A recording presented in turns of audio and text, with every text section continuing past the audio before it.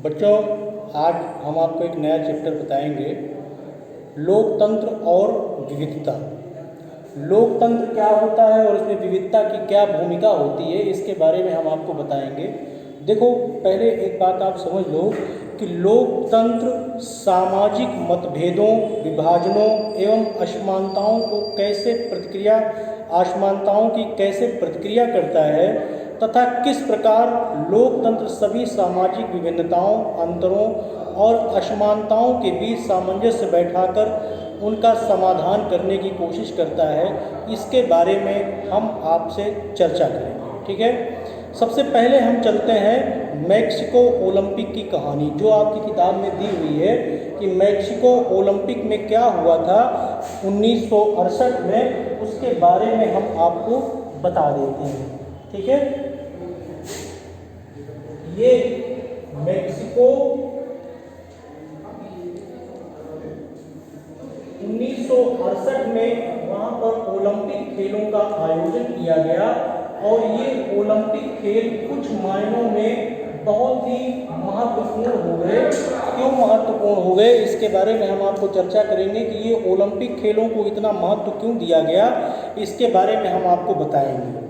देखो, पहले हम ओलंपिक खेलों से पहले एक बात जान लें कि इन ओलंपिक खेलों में जो कुछ भी हुआ वो अमेरिका में नस्ल भेद या गोरे और काले को लेकर के जो कुछ भी चल रहा था दुनिया में और अमेरिका में और पश्चिमी देशों में, उसकी एक प्रतिक्रिया ओलंपिक खेल मैक्सिको में 1968 में हुई।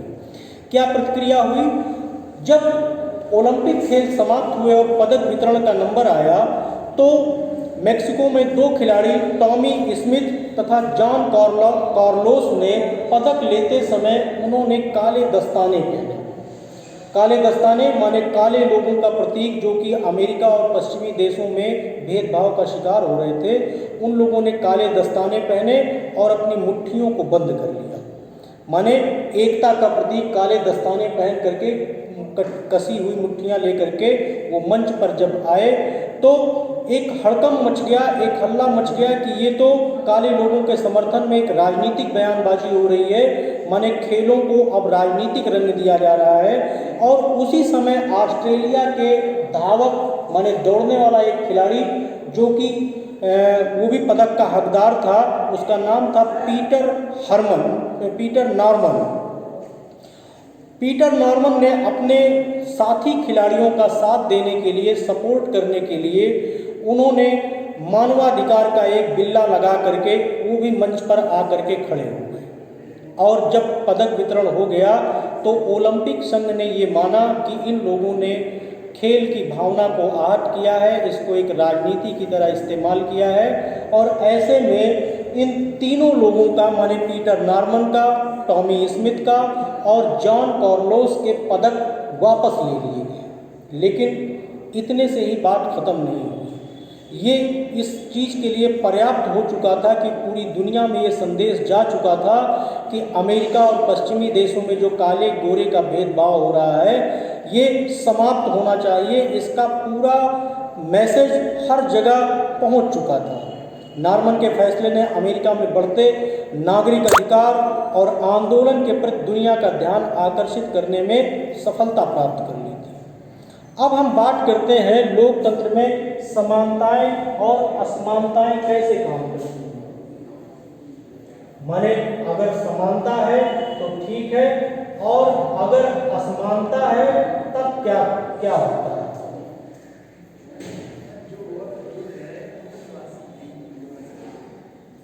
समानताएं और असमानताएं, लोकतंत्र में जब समानताएं और असमानताएं होती हैं तब क्या होता है, इसके बारे में आपकी बुक में दो कहानियां दी हुई हैं।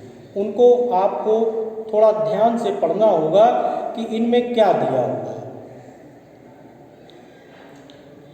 पहली कहानी है बेल्जियम की, जहां पर बहुत सारी भाषाएं बोली जाती हैं और कई नस्ल के लोग निवास करते हैं। बेल्जियम में इस बात को लेकर के हमेशा युद्ध की स्थिति बनी रहती थी, तनाव बना रहता था और गृह युद्ध हमेशा चालू रहता था। लेकिन बेल्जियम पश्चिमी देशों में से एक है, उन्होंने इसका एक बीच का रास्ता निकाल लिया और उन्होंने जो अपनी व्यवस्थापिका बनाई, जो लोकतांत्रिक पद्धतियां बनाई, उसमें उन्होंने समानता का अधिकार दिया और सबके लिए बंटवारा कर दिया। अब हम बात करते हैं, ये बात बेल्जियम की बात हो गई, यूरोप की। अब हम बात करते हैं एशिया की। तो एशिया में एक छोटा सा देश है भारत के नीचे, जिसका नाम है श्रीलंका।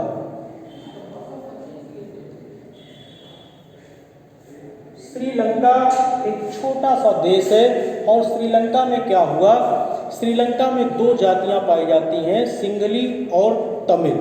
सिंघली बहुसंख्यक जाति है और तमिल अल्पसंख्यक जाति है, लेकिन सिंघलियों का बोलबाला वहाँ पर ज़्यादा था। शासन, प्रशासन, राजनीति, हर जगह सिंघलियों का बोलबाला था। ऐसे में तमिलों के अधिकार मारे जाते थे। और फिर दुनिया का एक सबसे बड़ा क्रूर और दुष्ट आतंकवादी संगठन का निर्माण श्रीलंका में हुआ, जिसका नाम है लिट्टे। लिट्टे का नाम शायद आपने सुना हो, अगर नहीं सुना है तो आप ये जान लीजिए कि ये दुनिया का पहला आतंकवादी संगठन था जिसने सुसाइड बॉम्बर तैयार किए, माने आत्मघाती हमला करने वाला। ये दुनिया का पहला आतंकवादी संगठन था जिसने आत्मघाती हमले करने की पद्धति प्रारंभ की। और फिर श्रीलंका में एक भयंकर गृह युद्ध हुआ और उस गृह युद्ध की समाप्ति के बाद अब लगभग सभी को समानता का अधिकार प्रदान किया जा रहा है, लेकिन अभी भी तमिल और सिंघली संघर्ष समाप्त नहीं हुआ है। ठीक है, बाकी का अगले चैप्टर में हम आपको बताएंगे।